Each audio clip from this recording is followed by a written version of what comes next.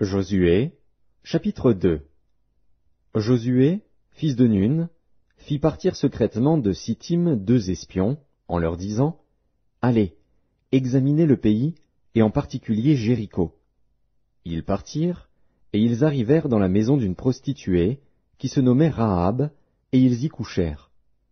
On dit au roi de Jéricho, « Voici, des hommes d'entre les enfants d'Israël sont arrivés ici, cette nuit, pour explorer le pays. » Le roi de Jéricho envoya dire à Rahab, « Fais sortir les hommes qui sont venus chez toi, qui sont entrés dans ta maison, car c'est pour explorer tout le pays qu'ils sont venus. » La femme prit les 2 hommes et les cacha, et elle dit, « Il est vrai que ces hommes sont arrivés chez moi, mais je ne savais pas d'où ils étaient. Et, comme la porte a dû se fermer de nuit, ces hommes sont sortis. J'ignore où ils sont allés. Hâtez-vous de les poursuivre et vous les atteindrez. » Elle les avait fait monter sur le toit, et les avait cachés sous des tiges de lin qu'elle avait arrangées sur le toit.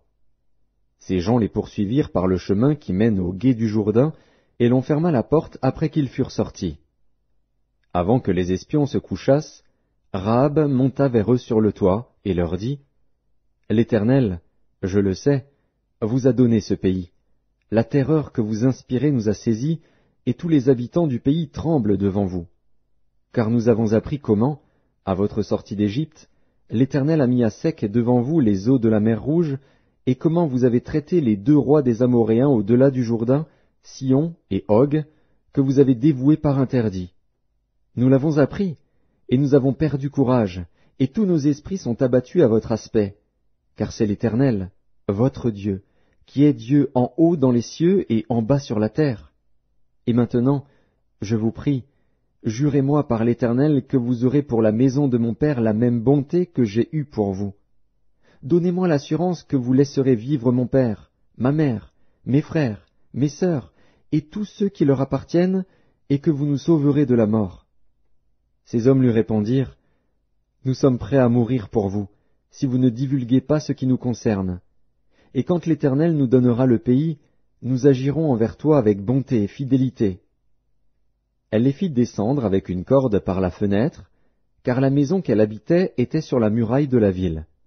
Elle leur dit, « Allez du côté de la montagne, de peur que ceux qui vous poursuivent ne vous rencontrent. Cachez-vous là pendant 3 jours, jusqu'à ce qu'ils soient de retour. Après cela, vous suivrez votre chemin. » Ces hommes lui dirent, « Voici de quelle manière nous serons quittes du serment que tu nous as fait faire. À notre entrée dans le pays, attache ce cordon de fil cramoisi à la fenêtre par laquelle tu nous fais descendre, et recueille auprès de toi dans la maison de ton père, ta mère, tes frères, et toute la famille de ton père. Si quelqu'un d'eux sort de la porte de ta maison pour aller dehors, son sang retombera sur sa tête, et nous en serons innocents. Mais si on met la main sur l'un quelconque de ceux qui seront avec toi dans la maison, son sang retombera sur notre tête. Et si tu divulgues ce qui nous concerne, nous serons quittes du serment que tu nous as fait faire. » Elle répondit, « Qu'il en soit selon vos paroles. » Elle prit ainsi congé d'eux, et ils s'en allèrent. Et elle attacha le cordon de cramoisi à la fenêtre. Ils partirent, et arrivèrent à la montagne, où ils restèrent 3 jours, jusqu'à ce que ceux qui les poursuivaient fussent de retour. Ceux qui les poursuivaient les cherchèrent par tout le chemin, mais ils ne les trouvèrent pas. Les 2 hommes s'en retournèrent, descendirent de la montagne, et passèrent le Jourdain. Ils vinrent auprès de Josué, fils de Nun, et lui racontèrent tout ce qui leur était arrivé. Ils dirent à Josué, « Certainement, l'Éternel a livré tout le pays entre nos mains, et même tous les habitants du pays tremblent devant nous. »